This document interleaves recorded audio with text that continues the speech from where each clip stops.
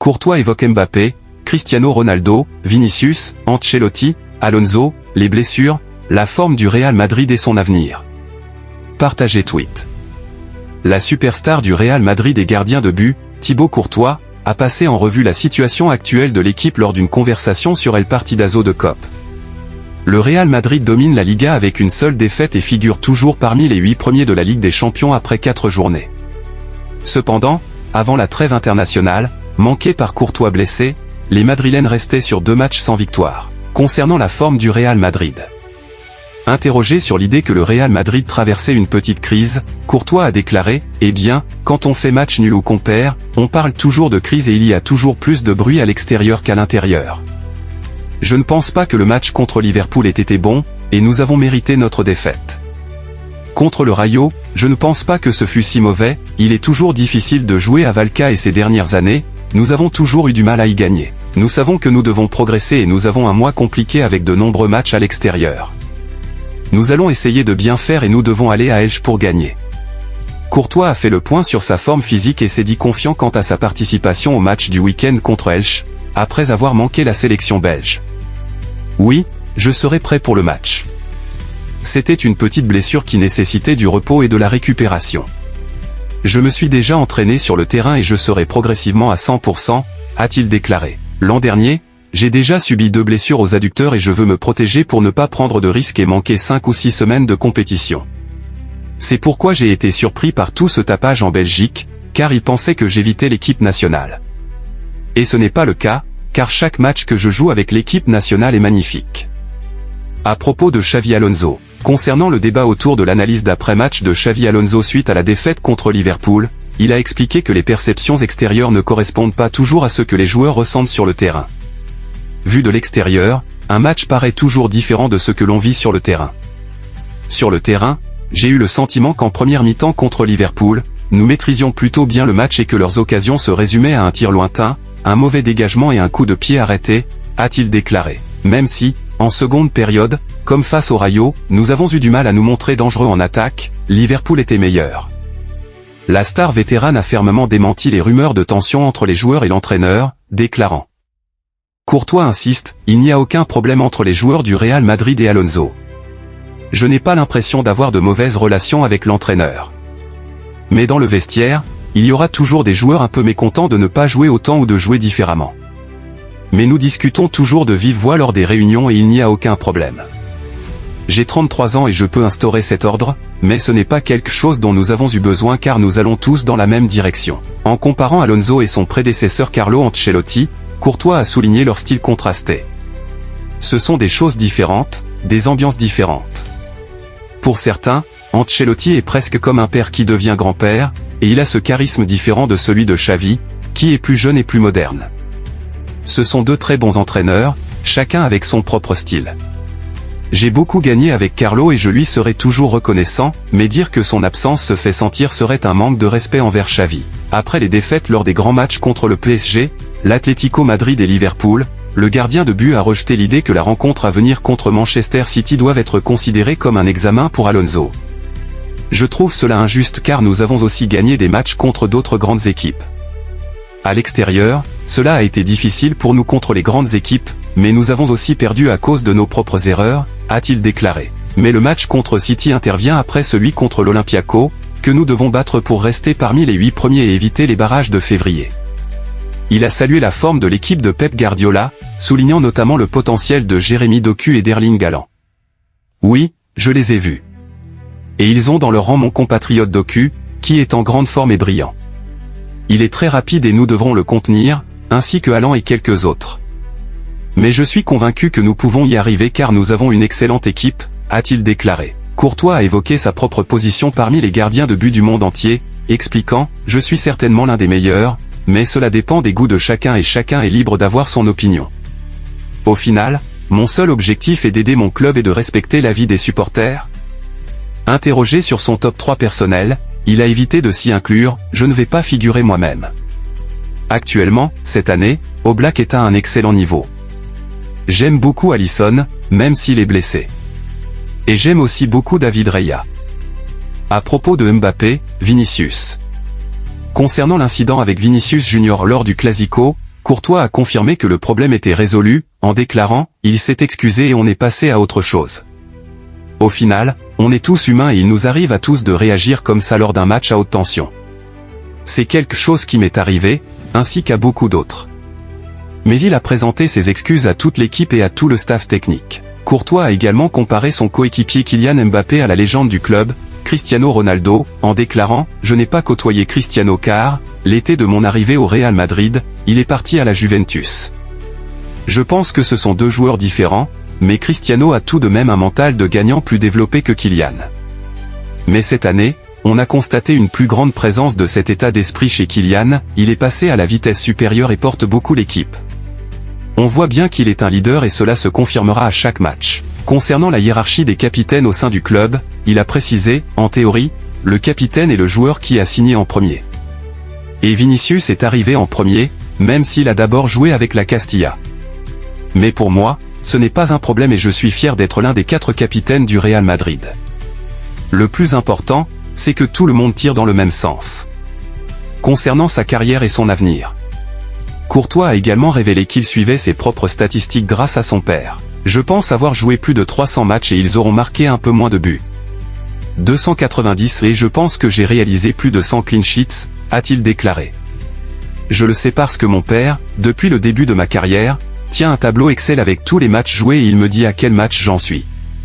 Interrogé sur les comparaisons avec les gardiens légendaires du Real Madrid, il s'est montré modeste, non. Enfin, on me l'a dit ou je l'ai constaté, mais je pense qu'il y a un véritable saint, Iker Casillas, qui compte énormément pour les supporters madrilènes et pour le football espagnol. Il a poursuivi en ajoutant, mais entendre son nom parmi ces noms est déjà un compliment. Pour rester dans les mémoires comme l'un des meilleurs, il faut gagner des trophées, et c'est ce que j'essaie de faire. À 8 ans, je rêvais d'être gardien de but du Real Madrid, j'y suis, et chaque jour est magnifique. C'est ici que je suis le plus heureux. Leeds United se renseigne sur la possibilité de recruter un jeune talent du Real Madrid. En 11 matchs de Premier League cette saison, Leeds United n'a inscrit que 10 buts. C'est pourquoi ils sont désormais plus proches de la zone de relégation et, avec une série de matchs difficiles à venir, ils pourraient aborder la période des fêtes en zone de relégation.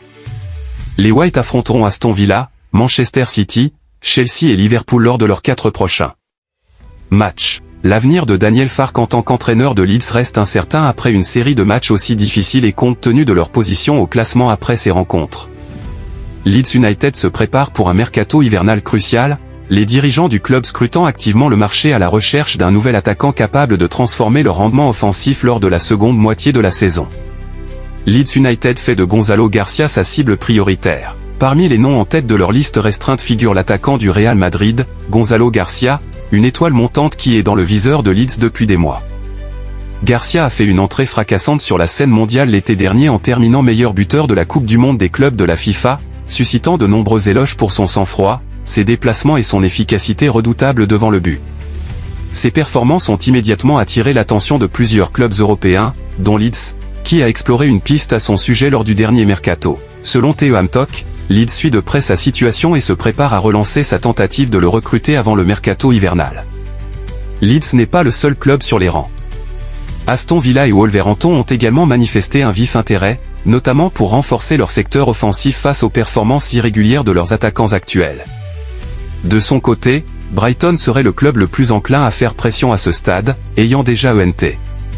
Le Real Madrid serait toutefois disposé à opter pour une vente définitive si une offre convenable se présente. Leeds serait prête à répondre à cette demande, un accord pouvant atteindre 20 millions de livres sterling étant à l'étude. Un tel montant pourrait intéresser le Real Madrid, d'autant plus qu'il cherche à concilier profondeur d'effectifs et flexibilité financière en vue de futurs recrues de renom. Avec une concurrence accrue et le Real Madrid enfin ouvert aux discussions, le mercato hivernal pourrait offrir à Leeds sa meilleure opportunité à ce jour de s'attacher les services de l'un des jeunes attaquants les plus prometteurs d'Europe. Mercato Real Madrid, Florentino Pérez refuse 90 millions d'euros de Man United pour elle, intouchable, Tchouaméni. Le Real Madrid a envoyé un message sans équivoque au reste de l'Europe, Aurélien Tchouaméni n'est pas à vendre. Le club méringué a frappé fort en repoussant une offre colossale de Manchester United s'élevant à un total de 90 millions d'euros. Malgré l'insistance des Red Devils, le président Florentino Pérez et l'entraîneur Xavi Alonso considèrent le milieu de terrain français comme un élément intransférable, vital pour l'équilibre et l'avenir de la Maison Blanche. Un pilier fondamental du projet. Manchester United a tenté une offensive majeure pour renforcer son entrejeu, mais s'est heurté à un mur au Bernabéu concernant Aurélien Tchouaméni. Les détails de l'offre refusée, H3. Montant, l'offre de Manchester United s'élevait à 70 millions d'euros fixes, plus 20 millions d'euros de bonus, soit un package total de 90 millions d'euros selon fichage.net. Réaction, bien que cette somme soit difficile à refuser en temps normal, le Real Madrid l'a jugée insuffisante pour se séparer d'un joueur de ce calibre. Florentino Pérez a refusé d'entamer des négociations. La clé du système Xavi Alonso. L'entraîneur Xavi Alonso a joué un rôle crucial dans cette décision, identifiant Tchouaméni comme la clé de voûte de son dispositif. Rôle tactique, il est décrit comme le pilier qui organise, corrige et assure la solidité défensive, permettant aux milieux offensifs de s'exprimer librement. Profil, ses qualités physiques sont jugées indispensables pour supporter les exigences de la Liga et de la Ligue des Champions. Leadership, sa progression et sa maturité font de lui un leader discret au sein du vestiaire. United face à un mur. Pression anglaise, Manchester United reste déterminé et a lancé une offensive pour convaincre le joueur, voyant en lui le talent idéal pour leur milieu de terrain. Position du Real, le club madrilène est convaincu que ses performances sur le long terme justifieront son maintien. Vendre maintenant reviendrait à affaiblir l'équipe. Avenir, un renouvellement de contrat semble désormais plus probable qu'un départ. Le refus catégorique de vendre Aurélien Tchouaméni, même pour une somme approchant les 100 millions d'euros, témoigne de la santé financière du Real Madrid et de la clarté de son projet sportif. Le club ne cherche pas le profit immédiat, mais la pérennité sportive. Tchouaméni a prouvé sa valeur dans les matchs décisifs, élevant son niveau lorsque la pression monte. Pour le Real, il est le garant de l'équilibre post-Kroos Modric. En le déclarant intransférable, Florentino Pérez verrouille l'axe de son équipe pour la prochaine décennie, laissant Manchester United devoir chercher ailleurs pour trouver son nouveau patron du milieu. Real Madrid, la tromperie qui va faire parler Lionel Messi ou Cristiano Ronaldo? C'est un débat qui anime les discussions de passionnés de football depuis des années désormais et plus particulièrement depuis leur passe d'armes pendant les clásicos entre le FC Barcelone et le Real Madrid. Amoureux du Real Madrid où il évolue depuis l'été dernier, Franco Mastantuono s'est pourtant épris de Messi.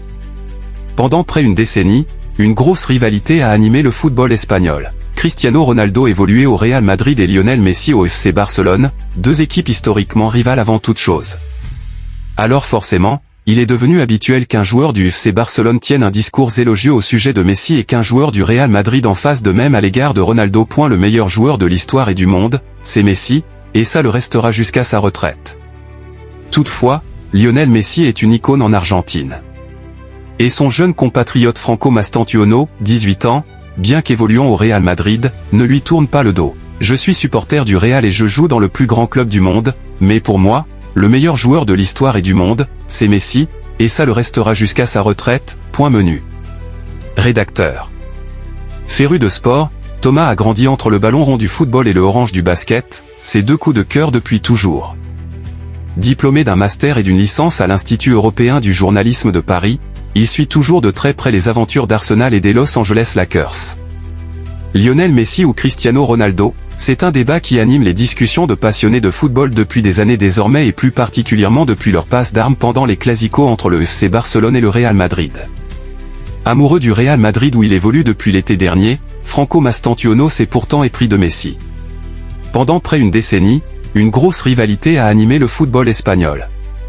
Cristiano Ronaldo évoluait au Real Madrid et Lionel Messi au FC Barcelone, deux équipes historiquement rivales avant toute chose. Alors forcément, il est devenu habituel qu'un joueur du FC Barcelone tienne un discours élogieux au sujet de Messi et qu'un joueur du Real Madrid en fasse de même à l'égard de Ronaldo.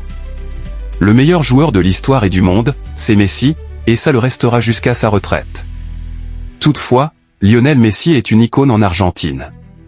Et son jeune compatriote Franco Mastantuono, 18 ans, bien qu'évoluant au Real Madrid, ne lui tourne pas le dos. Je suis supporter du Real et je joue dans le plus grand club du monde, mais pour moi, le meilleur joueur de l'histoire et du monde, c'est Messi, et ça le restera jusqu'à sa retraite.